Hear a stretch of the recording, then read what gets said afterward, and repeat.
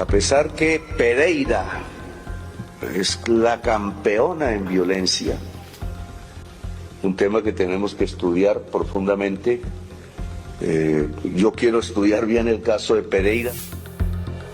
Esa persona es la que aparece en el video, un joven completamente desnudo, prácticamente ya en una especie de drogado para ser ejecutado. En ese momento la persona sale la persona que estaba haciendo los arreglos sale a la calle y lo que hace es informarle a la policía que allá estaba ocurriendo algo raro, y en ese momento ocurre el operativo, pero ya el joven ya estaba muerto y era el que estaba listo para ser descuartizado. Según estadísticas oficiales, entre enero y julio de este año, las cifras de asesinatos en Colombia se han desbordado. Hay un incremento del 4% en relación con el año pasado. A la fecha se han asesinado 7.796 personas, 268 más que en el 2025. El Ministerio de Defensa atribuye el incremento a la violencia y al control territorial que disputan la red de narcotráfico y al microtráfico. Esto dijo el presidente Gustavo Petro la misma semana. A pesar que Pereira es la campeona en violencia. Y una de las más graves consecuencias de esa violencia son las casas de pique, lugares donde dicen torturan a personas y les hacen toda clase de vejámenes. Esto investigamos.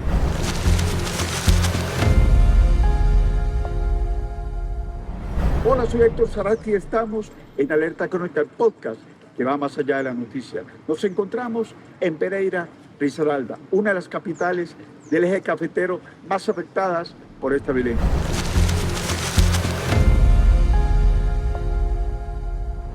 Y una de las personas que más conoce este fenómeno es el abogado Eisenhower Zapata, a quien entrevistamos. Doctor Eisenhower, casas de pique, ¿qué son y qué manifestación al final termina siendo?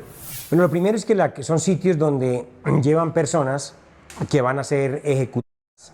En otras palabras, enemigos que hay entre una banda y la otra, y allí terminan siendo asesinadas, torturadas, luego se descuartiza y se distribuye en alguna comuna tanto de Pereira como de Dos Quebradas, Santa Rosa de Cavallo o La Virginia, y eso se hace para enviar un mensaje a las otras organizaciones. Ahora, detrás de estas casas de pique, como la de La Churria o como la que encontraron en el barrio Japón, lo que hay detrás de aquello es un enfrentamiento que empezó desde octubre del año pasado entre la banda La Cordillera, que se dividió en tres secciones, en tres sectores diferentes. Ahora tenemos más o menos unas 150 organizaciones independientes rebeldes, que es la que están intentando de nuevo someter, y que entre un lado y otro lo que ha ocurrido es simplemente asesinatos por doquier. En otras palabras, es que hoy tenemos 143 asesinatos, tanto en la ciudad de Pereira al momento en que estamos en la entrevista, y 55 en Dos Quebradas, hablar de Santa Rosa de Cabal también, que tiene una cuota, y lo mismo que La Virginia, que ha empezado. En esta ejecución, lo que hay que decir es que hay un negocio detrás de todas estas organizaciones, tanto las independientes como la banda principal, La Cordillera, y es que acá se están distribuyendo el tema de quién controla el famoso tucibí. El tucibí aquí ya se produce en una cocina casera, con un horno microondas, un formato para volver a diluir la pastillas rosadas y luego mezclarle otras drogas que consiguen los muchachos, inclusive en las propias droguerías, y eso es lo que genera que hoy haya una proliferación de venta de tucibí suavizado, o digámoslo así, diluido, y que se vende entre 50 y 60 mil pesos cada uno, y la máxima pura, 150.000, y estamos hablando de más o menos de 150 líneas de distribución, que es lo que yo le hemos llamado como chaza. Como se inició la guerra entre las organizaciones entre rebeldes y la cordillera principal, ¿qué es lo que hay ahora? Lo que ha habido es un problema de quién se impone sobre la otra, de tal manera que un solo monopolio maneje el mercado. Eso no se ha logrado, por eso hay alianzas entre rebeldes con los flacos, rebeldes con cordillera, o cordillera dándole a los rebeldes, o inclusive intentando tener el apoyo, por ejemplo, como una estructura como la del Clan del Golfo, proveniente obviamente del sector de Antioquia, y límites obviamente aquí con el tema de Risaralda. Hasta ahora no han logrado esa alianza porque eso generaría mucho más homicidios de los que se está llevando a cabo. A raíz de que el TUSIBI pretenden monopolizarlo, entonces se creó, hoy ahí por ejemplo tenemos distribuidores de droga con código QR, es decir, que han digitalizado el mercado, total de que alguien puede llegar y pedirlo con un código QR por redes sociales y se la llevan a las zonas residenciales, a los negocios y todo lo demás. Eso es lo que ha proliferado tanto el negocio, que la guerra por el TUSIBI es lo que ha generado tanta matanza entre unos y otros, tal y como vamos hoy por hoy. ¿Cómo es que dominan zonas con el código QR?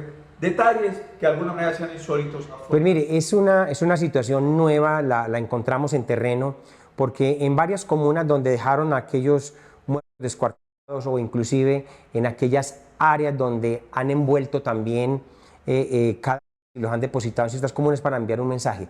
Pero en esos operativos lo que se ha encontrado también es, por ejemplo, dosis que tienen un código QR o una marca de barras que le llaman, o un código de barras. ¿Y eso qué significa? Que alguien o alguna de las organizaciones rebeldes tiene una persona que es capaz de digitalizarlo, de volver eso una cosa muy, digámoslo así, tecnológica, de tal manera que el negocio se maneja no solamente para el control de clientes a través del código QR, para la distribución, pero también para manejar el ejercicio de toda la zona, es decir, quién domina la zona y si alguien tiene un código QR diferente o aparece con un código de barras diferente, significa que hay una persona que está haciéndoles competencia y es allí donde ordenan la ejecución o la muerte de esa competencia que entra a ciertas zonas de distribución.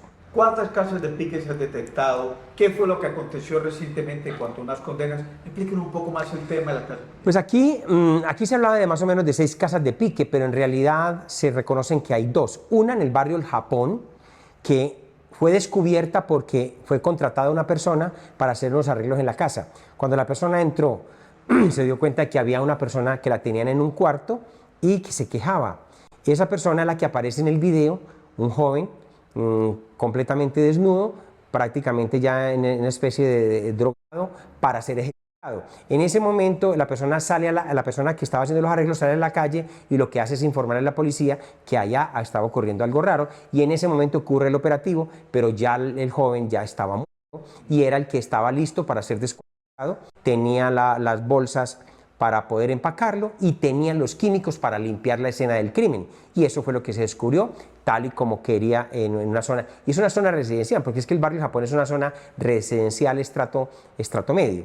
La otra fue la Churria, y allá se pudo evidenciar porque se encontró una cabeza separada del cuerpo y se dieron la tarea de investigar de dónde provenía ese cadáver. Entonces se dieron cuenta que en la Churria de la ciudad de Pereira, es un barrio de Pereira, y se dieron cuenta realmente la otra.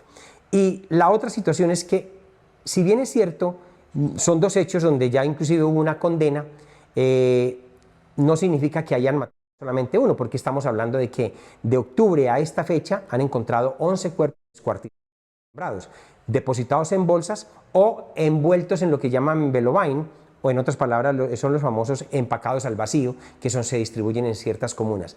Cuando se deja en una comuna determinada es porque se quiere dejarle un mensaje a la contraparte, a sus enemigos, incluido hasta su propia clientela, porque también pudimos mirar en terreno, y es que cuando alguien cambia de olla, o cambia de tienda, o cambia de distribuidor de droga, también tiene consecuencias con las demás bandas. ¿Qué bandas son las que se están disputando el microtráfico fieramente? Pues mire, aquí siempre hubo una banda desde el año 2005 a la fecha dominante, que fue la Cordillera. La Cordillera tenía más de 230 hombres en esta zona, que fueron los que no obedecieron al proceso de negociación que hubo con el presidente Uribe bajo la ley 975, que es la ley de justicia y paz. Entonces ellos montaron su propio negocio, creando la Cordillera, que se tomó de un viejo hotel que estaba en la galería de aquí de Pereira, ya no existe, pero ese fuera el nombre representativo. La Cordillera, entonces, dominó todo el terreno. Habían algunos independientes, pero Cordillera llegó a manejar todo el tráfico.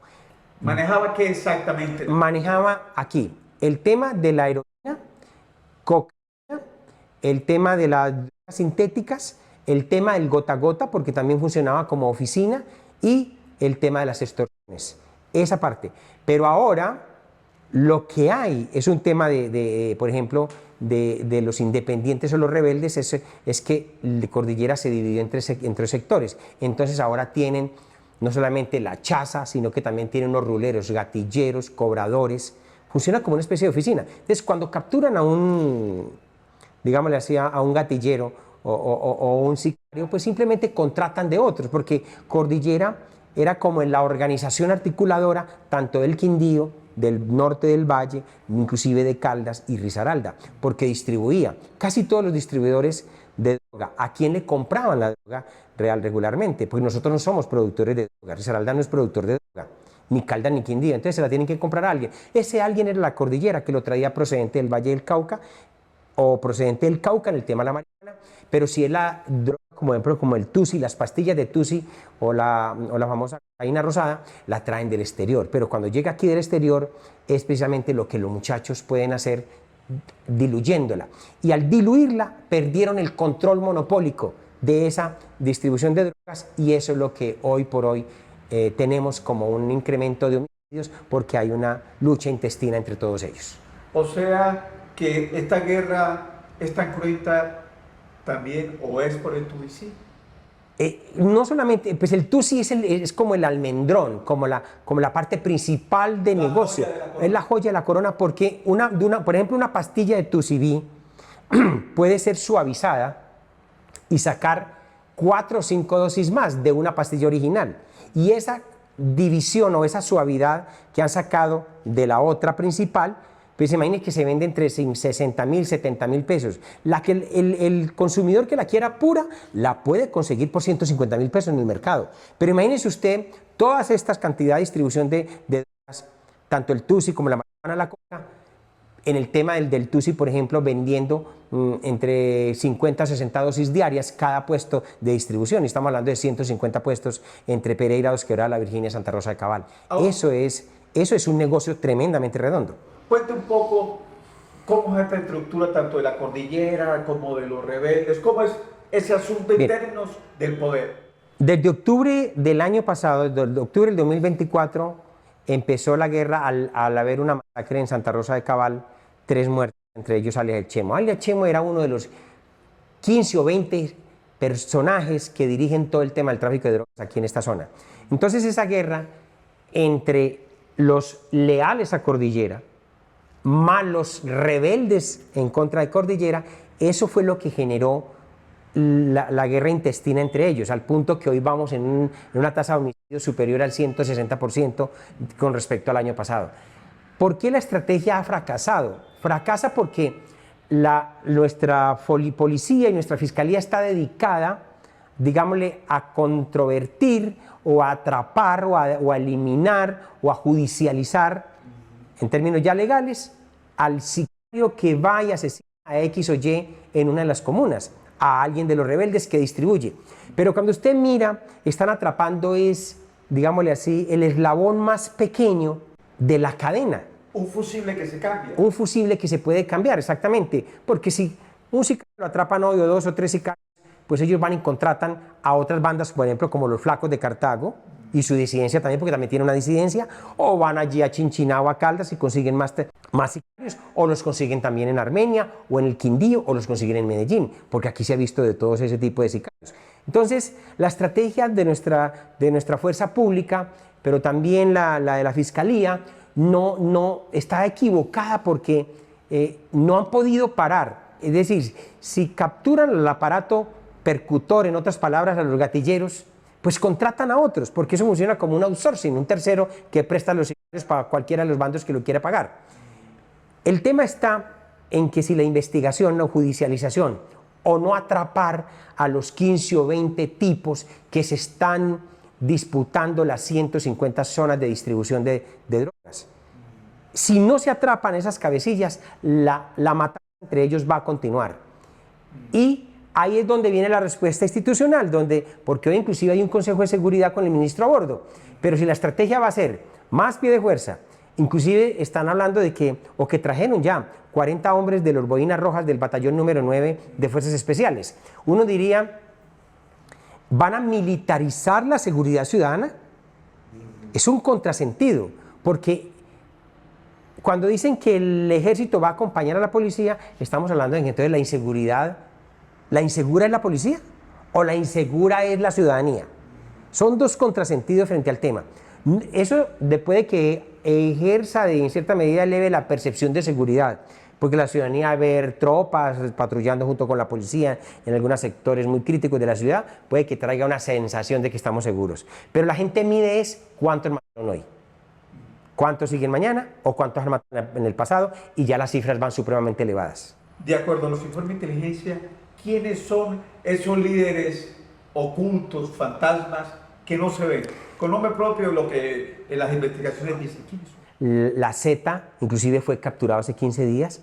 Estamos hablando de la Entaconada, que aparentemente tiene un sobrenombre de mujer, pero en realidad es un hombre quien está dirigiendo. Estamos hablando de una oficina como de antiguos jefes de la cordillera que ya pagaron cárcel, pero que al salir de la cárcel volvieron otra vez a sus andanzas. Estamos hablando de gente que trabaja inclusive con las bandas criminales de Medellín, 22 más o menos bandas que hay allá, y también se alían con los flacos, porque es casi como la misma línea de distribución que se tiene. Es decir, tenemos una serie de nombres, más o menos unos 15 o 20 personas que son las que dirigen el negocio, y es a eso lo que tienen que apuntarle la autoridad. Cortar la cadena de suministro, cortar inclusive la cadena de financiamiento, el apoyo logístico, tanto en armas, dinero y obviamente pues el tema de las drogas, porque aquí las drogas todas provienen de afuera. La situación iría peor si no se toman las medidas adecuadas. Hoy tenemos, por ejemplo, Dos Quebradas con 55 homicidios. Al paso que va, faltan 5 meses. Dos Quebradas podría llegar a 80 asesinatos, que hacía más o menos 20 años no se veían. Pereira tiene 143 asesinatos. Faltan 5 meses. Fiestas de la cosecha, son periodo navideño. Y recuerde que esta es una zona donde llega mucho turista. Es el eje cafetero. Y fuera de eso, son épocas en que llega mucha gente procedente del exterior, inclusive familias propias nuestras de Risaralda que llegan a pasar vacaciones acá. Entonces, ¿qué significa eso? Que va a haber mucho más ejecución de gente. Entre bandidos también, es decir, entre ellos mismos puede seguir la guerra hasta que quede uno solo en el negocio. ¿Qué me preocupa? Las alianzas que puede hacer, por ejemplo, los rebeldes, si logran obtener el respaldo, por ejemplo, de una banda como los Flacos, o logran obtener el respaldo de una banda como el Clan del Golfo, que hasta el momento solo se tiene sospecha de que están en negociaciones para intentar un apoyo, pero hasta el momento no lo hay. Pero si lo hubiese, no me imagino la cantidad de muertos que van a seguir ocurriendo en el tema de la ciudad. Doctor, en suma, es una guerra, las casas de pique son una de las consecuencias de esta guerra fratricida. Y hay algo que hemos visto en la casa de pique, es que no solamente es el tema de picar, sino que cuando trasladan el cuerpo, lo dejan en determinados sitios donde la pase transporte público, buses, busetas, donde pase transporte informal y donde haya alto tráfico de personas a determinadas. Si bien los cadáveres se depositan tipo 1, 2, 3 de la mañana, es para que la gente lo pueda encontrar en horas de la madrugada cuando hay tanto tráfico en esas zonas. Esos son puntos de distribución que lo que muestran es un mensaje para las otras bandas. Muy brevemente, ¿qué hay que hacer para hacerle frente a estas estructuras? Lo primero es acabar con todas las áreas de suministro que tienen estas organizaciones. Y lo segundo es judicializar, perseguir, como se dice el cuento, judicializarlos o darles de baja, inclusive, a esos líderes que están dirigiendo toda esta confrontación entre rebeldes y la misma banda de la cordillera. De resto no va a pasar absolutamente más nada. Diríamos que nosotros aspiraríamos que no se repita las historias de hace 20 años en Pereira, Dos Quebradas, donde llegamos a tener 300, 400 asesinatos en el año, porque es muy elevado para una zona que vive del turismo, que vive de una zona bonita como es el eje cafetero. Pero como van las cosas y la muy mala estrategia trazada, tanto por Fuerzas Armadas, militares, las mismas autoridades administrativas que se ven inclusive a gatas o se ven como imposibilitadas realmente para controlar el fenómeno delincuencial, sobre todo el homicidio, pues va a ser muy complicado realmente rebajar los homicidios y sobre todo evitarlos. Y con un contrasentido que también lo vemos hoy. Es increíble que hoy los operativos de nuestra policía, la fiscalía o el ejército estén dirigidos a evitar que entre bandidos se maten. Y entonces preguntaríamos, ¿dónde quedó el ciudadano de a pie? ¿Dónde quedó la seguridad ciudadana? En otras palabras, que los operativos están siendo dirigidos es para evitar o desarmar a un sicario para que ese no vaya y mate a los de la otra banda. Y los de la otra banda también contratan sicarios para que van y le den al otro bando. En otras palabras, hoy la labor de la fuerza pública en Pereira, Los Quebrados, La Virginia, está destinada a evitar que se maten entre bandidos. Y hasta aquí, Alerta Crónica. No olviden suscribirse a todas nuestras redes sociales. Nos encuentra como Alerta Crónica con Héctor Sarasky.